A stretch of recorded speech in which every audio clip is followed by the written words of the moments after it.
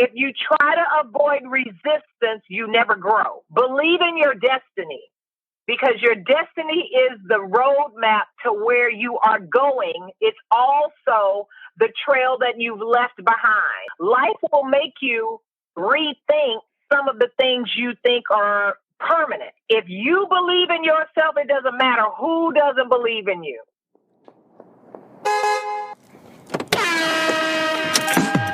Hey, this is Raina Campbell, your Chief Dream Driver, and welcome to the No Parking Podcast, where through conversations and discussions with creators like yourself, we'll find interesting approaches to help you take your dreams out of park, put them in drive, and ride towards success. Hey, Dream Drivers, welcome to episode 229 of the Dreams in Drive podcast. And today we have a very special guest, gospel singer, radio personality, author, beauty entrepreneur, and fashion designer, Yolanda Adams. And I'm so excited for you all to hear from Yolanda today because she's going to be speaking to the soul of the dream drivers who are on the verge of giving up. We're going to hear from Yolanda about why believing in yourself is the fuel you'll need to keep going. And she's going to share pointers from her own life, including what it was like for her early on in her career, leaving her 9-to-5 as a school teacher to pursue her dreams of being a singer full time, what it was like managing single motherhood, spirituality, managing success, and entrepreneurship. But Yolanda's wisdom and her insight and just the grace in which she talks about these keys to success that dream drivers should always keep in mind as they're embarking on their journeys is going to be so fulfilling. And I originally talked to Yolanda for an Exo Nicole interview that I was writing. So parts of this conversation was used to write that article, and then parts of it for you dream drivers specifically. So I really hope that you guys enjoy this one. And the most important thing you can do is make sure that you're sharing it. So, when I say share, I mean you can screenshot, post on your social media, Instagram stories, Twitter, Facebook, wherever you are. Just make sure you're tagging us. We are Dreams in Drive across the board. And you can also use the hashtag Dreams in Drive as well. If you want to be part of our weekly newsletter, The Keys, just go to dreamsandrive.com/join and make sure you're wherever you're listening to this episode that you are subscribed. Okay, hit that subscribe button so that you get notifications every time we have a new episode. And if you're listening in on Apple Podcasts, please make sure you're leaving us a rating and review. Those reviews and those ratings mean a lot. And I also get people who ask me, hey, Raina, how can we support Dreams and Drive? So if you want to find out ways that you can support, just go to dreamsandrive.com/donate. That's dreamsandrive.com/donate. So we're going to start this interview a little bit differently. I asked Yolanda to talk about her music writing process and what goes into making a song. My goal every time I go into the studio is to take out of my heart and put it on whatever tape, Pro Tools, whatever they're taping it with, to give it to people who need it. I figure if people are dealing with, wondering about the economy or whatever, let's talk about that. If they're thinking about jobs, let's do a song about that. If they're thinking about the love of their life, let's do a song about that. If they're thinking about loss, let's talk about that. Let's sing what the heart of the people need right now. And that's always been my thing. I've never gone into the studio saying, okay, let's do a song that will go on mainstream radio, or let's do a song that will go to the top of the gospel charts. That has never been my thinking. My thinking process when I start writing is always, who needs this right now? Delivering that value. Yes. Your listeners. Let's talk a little bit about that gift, because you have a gift of music, right? You have a gift to sing, to really be able to truly, as you say, to use your music to heal, inspire, and encourage. But do you feel like you've always embraced that gift? Or at what point in your career did you fully embrace it? And what happened? What was that shift like once you did?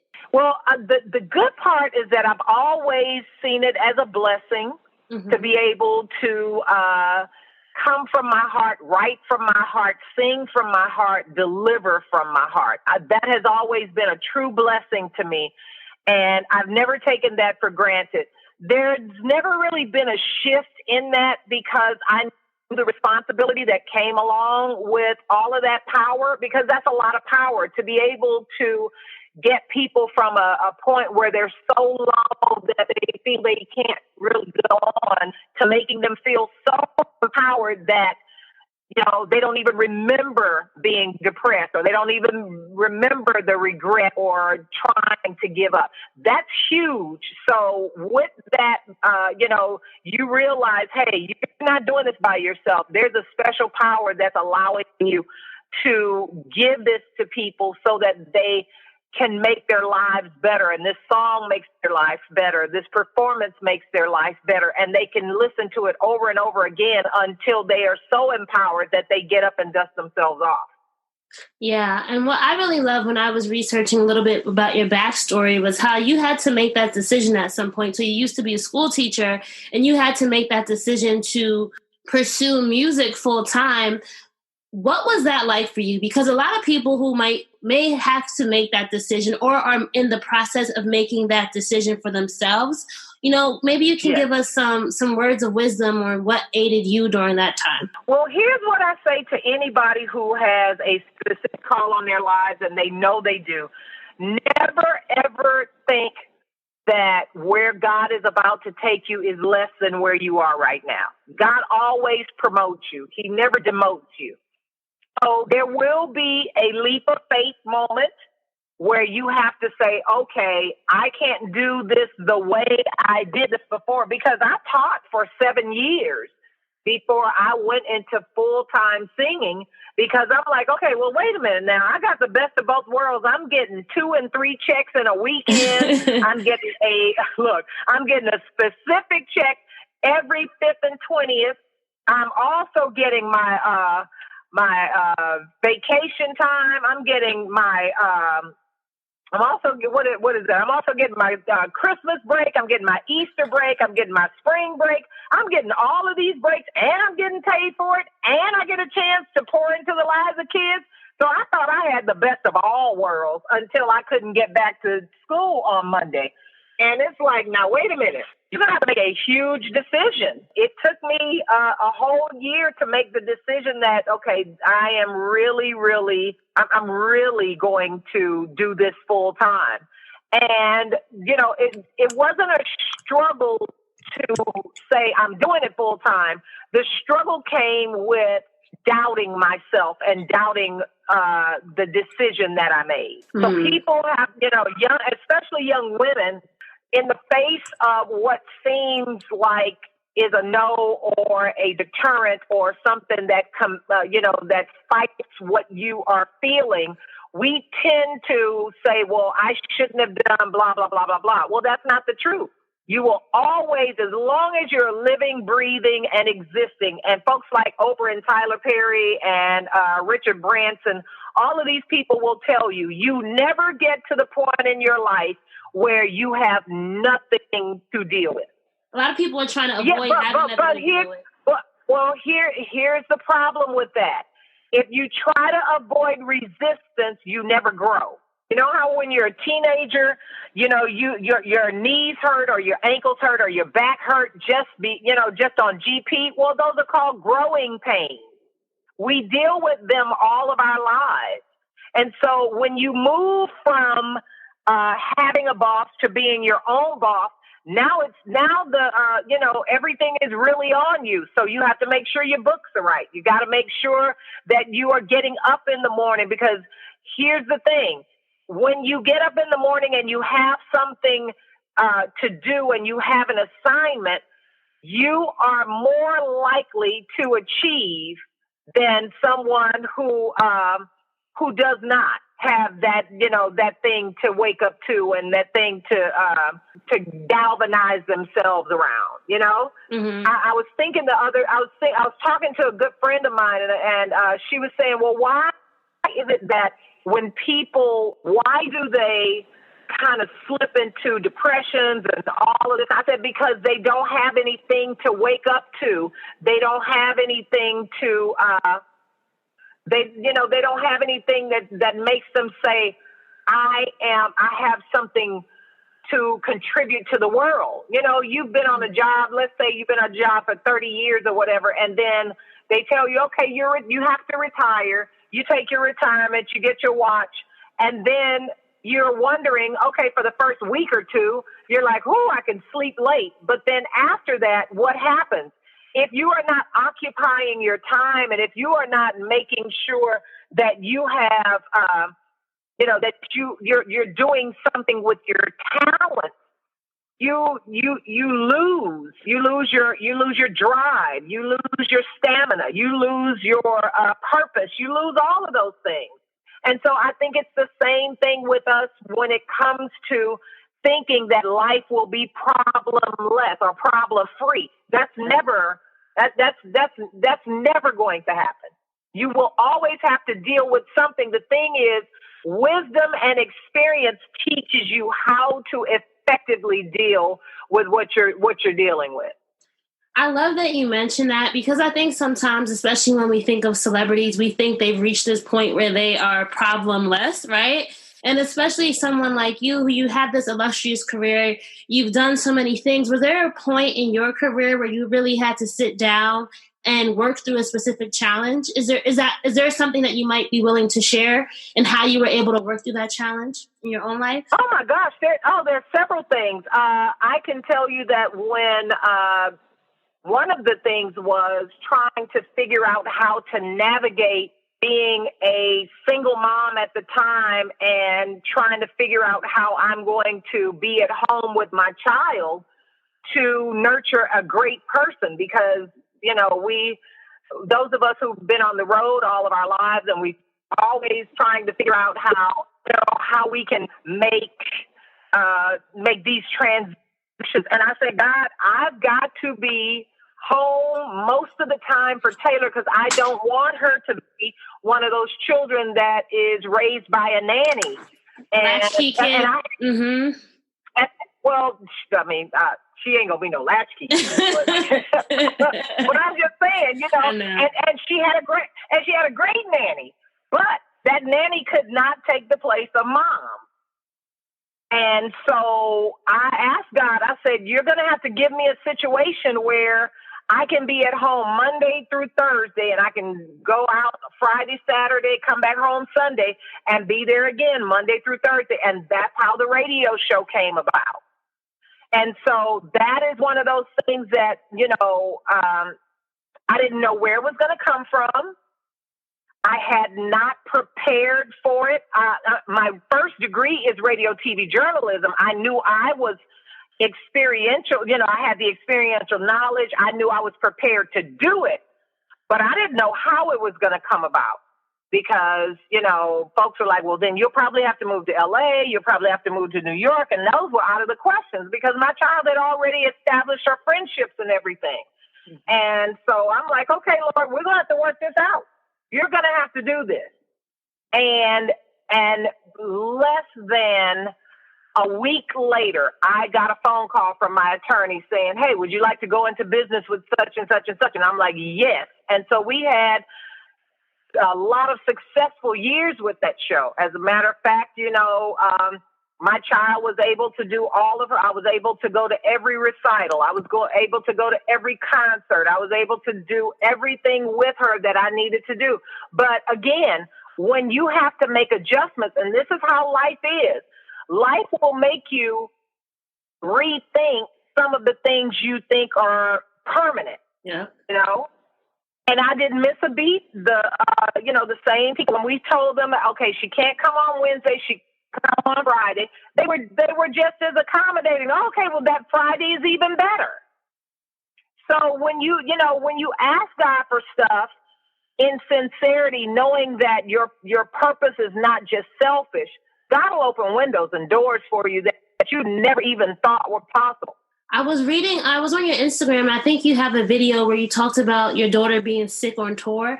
And yes. You said that your daughter was, I don't want to mess this up, but you said something along the lines of she was made for you, in a sense, how she's this blessing that has really impacted your life. I think a lot of young Black women, oftentimes, I don't think they feel burdened by children, but sometimes we're told that, okay, if you have a child, your life is over. Like, what encouragement would you give to that woman who's struggling with balancing motherhood and all that comes with it? Well, the first thing is, like you just said, look at your child as a blessing. Mm-hmm. Look at your children as blessings. They didn't just get here by happen chance. These kids have a reason for being here. And your responsibility first as a woman is to make sure that you are developing and nurturing and loving awesome, great people so that they can go out into the world and be awesome, great people away from you. I'm experiencing that now with my daughter being in college for her second year. And, you know, the first year when I dropped her off, I was like, oh my God, my baby, my this. And, you know, it was kind of tough because that's my road dog. That's my girl. And then this year when I went to, when we went to fix her room and all of this kind of stuff, she had it so strategic that she had boxes for this, boxes for that. And by the time we finished making her room into what she wanted it to be, it was like, you know, we went into the yard and folks were like, hey, girl, how you doing? And I'm like, you know what, Lord, thank you so much because she has found her village. And you could tell that there was actual love there between all of the folks that were glad to see her. And I was glad to see that this young woman that I had nurtured from my belly to now is having the time of her life. She has nurtured relationships that keep her sane at school and all of that kind of stuff. And it was just, I was so proud at that moment that everything that I had poured into her was exactly what she needed at each stage and each year of her life. And now she's developing into this amazing grown woman that's like, whoa, this is so cool. Mm-hmm. So I think men and women have to understand that, you know, this is not just something that you think about after, you know, you've conceived the child. No, this is something that you should think about now. What am I bringing to the table for this child that would change his or her life for the rest of their life? What can I do to make sure that every day the sacrifices that I will make sense in another 18 years? You know, those are the kinds of things, because you can't look at it as a burden, because it's not. You know, and whether you chose to have the child or, you know, how some people, well, there was an accident, you know, this happened and that happened. No, it wasn't an accident. God allowed that child to come here on purpose for a reason. Yeah. And if you love your child the way you're supposed to, that child will love you back in so many degrees of love that you could never get from anywhere else. And it's a pure love. Thank you for sharing that, Yolanda. You know, I asked you that question. I had someone specific in mind that has just been having a really tough time. And I just feel like what you shared can definitely help her and a lot of people as well. And then here's the other thing. As women, we're so hard on ourselves for no reason at all. Tell her to give herself a break. Give yourself a break, girl. You are doing an amazing job. Even on those days when you think you have failed miserably, you're still doing an amazing job. Thank you. You have your own handbag line, right? Why do you think I have my own handbag line. I have my own bath and body products.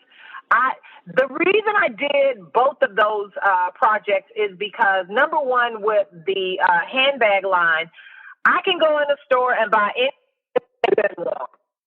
But does it make sense to pay all that money for that one bag, and then you have to keep using that one bag, or do you want to be able to be, you know, you want to use your bags as accessories and be fly and, you know, color coordinate and all of that good stuff? So I found a guy who made purses for Bergdorf Goodman and Macy's and Bloomingdale's and, that manufacturer. And I said, hey, listen, I want the same quality, but this is the price point that I want.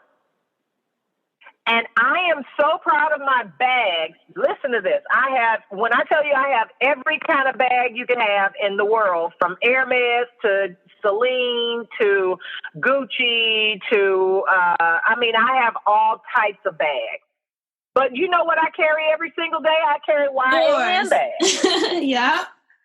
Every single day, and people are like, you really carry it? Listen, I'm meant for these bags to be affordable, accessible, and fashionable, period.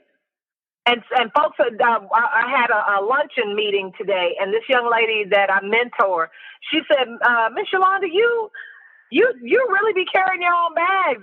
That bag is fly right there. I'm like, I know. And so I want everybody to have at least one YA bag. She's like, I got you.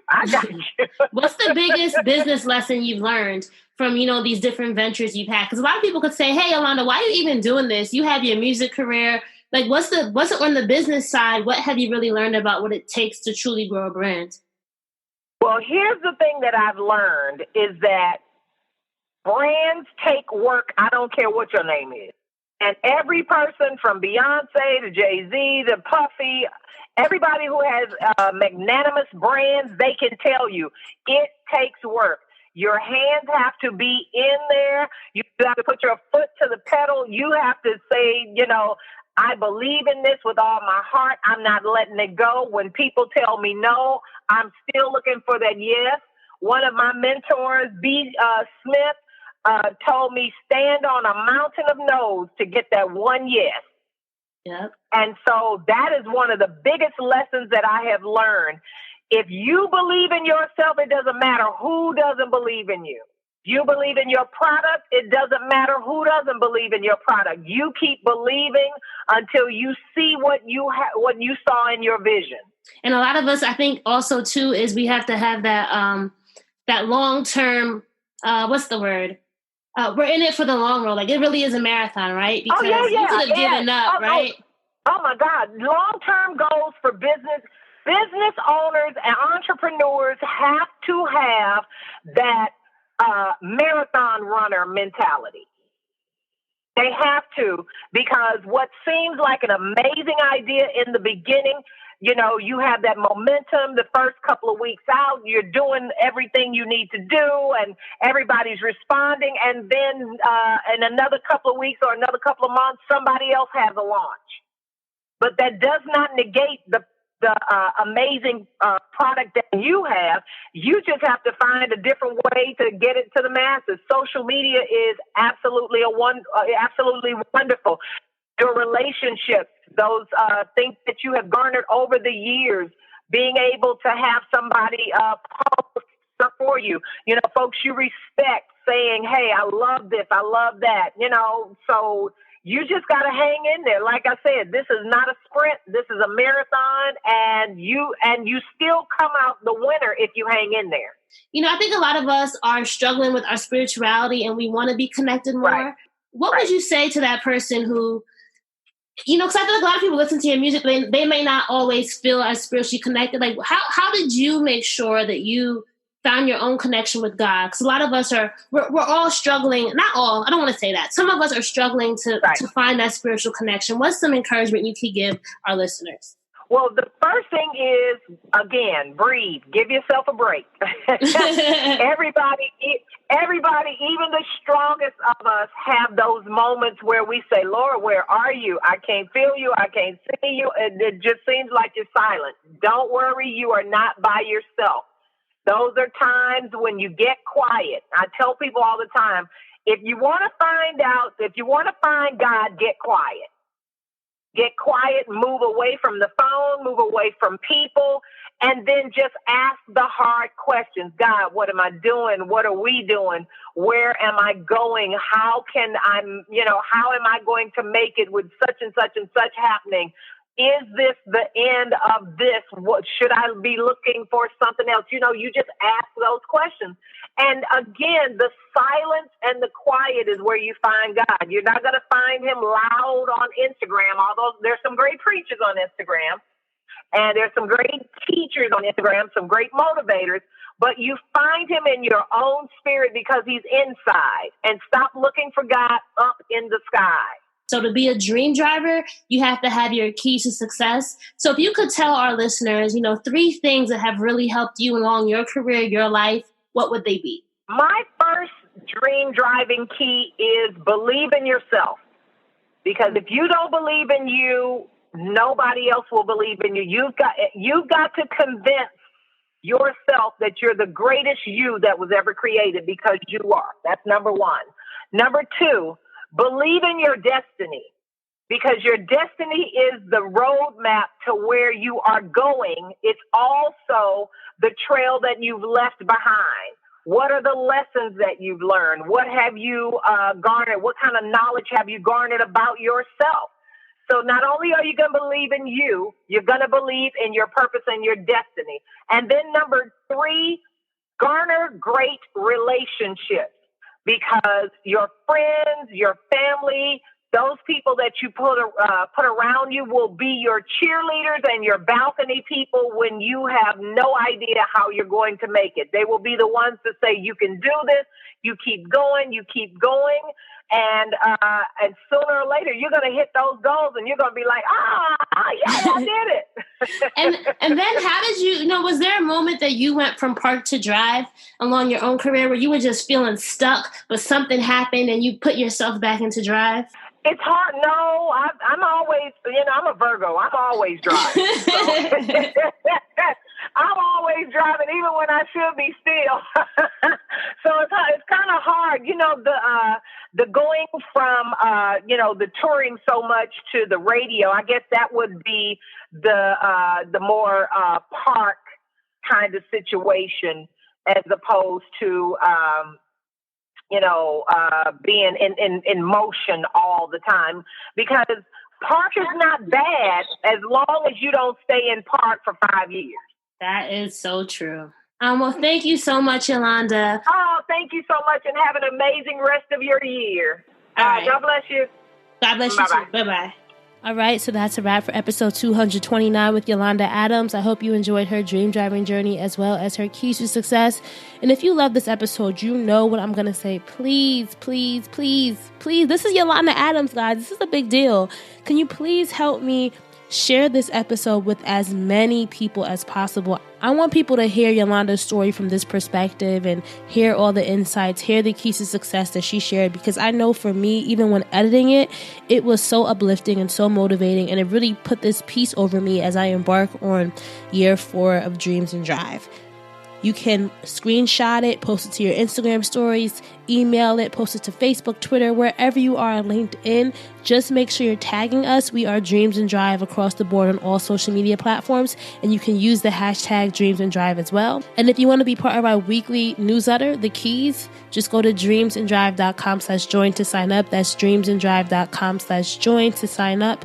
And remember, wherever you're listening, make sure you hit the subscribe button so that you get notifications every time we have a new episode. And if you're listening in on Apple Podcasts, please leave a rating and review. We don't have any new reviews this week, but I want to read yours. So please make sure that you guys are going into Apple Podcasts. It's really easy. Just go into the app, search Dreams and Drive, click on leave a rating and review, and leave us 5 stars, 4 stars, whatever you want, whatever you feel like is best. But those reviews really help people who have never heard of the show want to know about it. And they also help our rankings on Apple Podcasts as well. If you want to support Dreams and Drive, just go to dreamsanddrive.com/donate. I get a lot of people who are asking about ways that they can support. We do have a Patreon community, a thriving and growing one. So I appreciate everyone who's signing up weekly. Y'all are the best.